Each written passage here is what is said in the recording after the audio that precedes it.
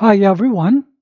Today we're going to study the 7 bridges of Konigsberg.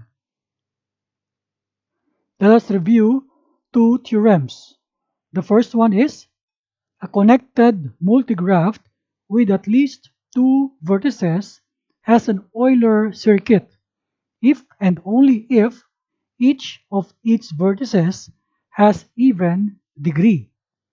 Also, a connected multigraph has an Euler path but not an Euler circuit if and only if it has exactly 2 vertices of odd degree.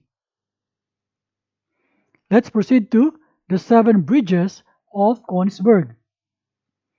This is a virtual map of Konigsberg.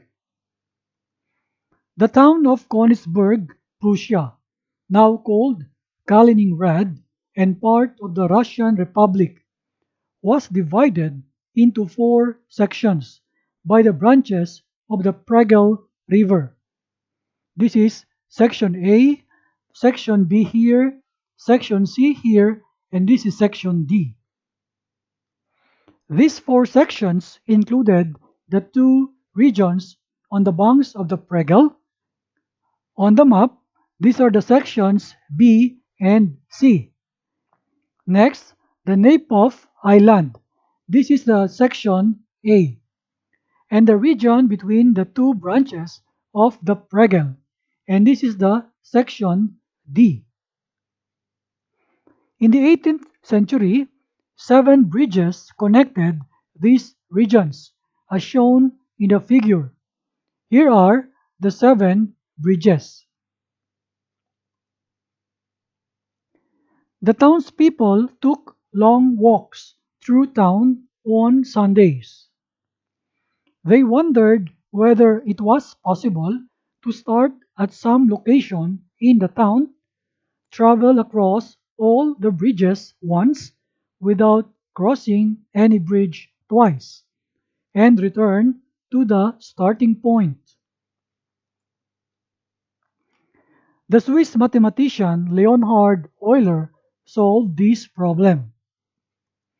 His solution, published in 1736, may be the first use of graph theory.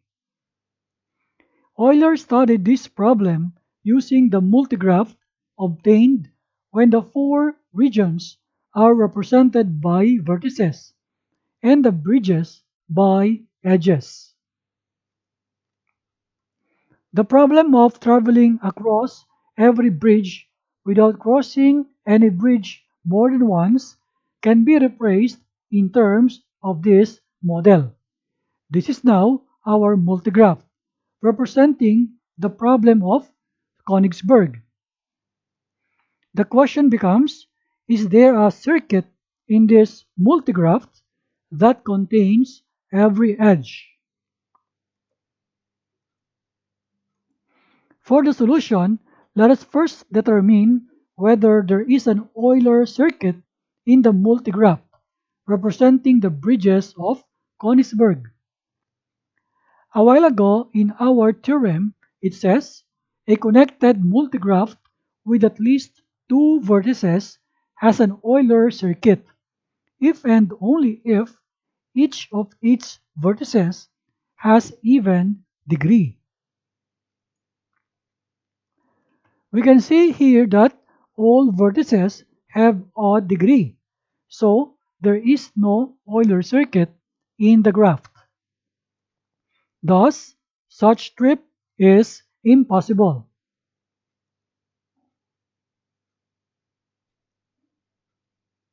There is another question or another problem.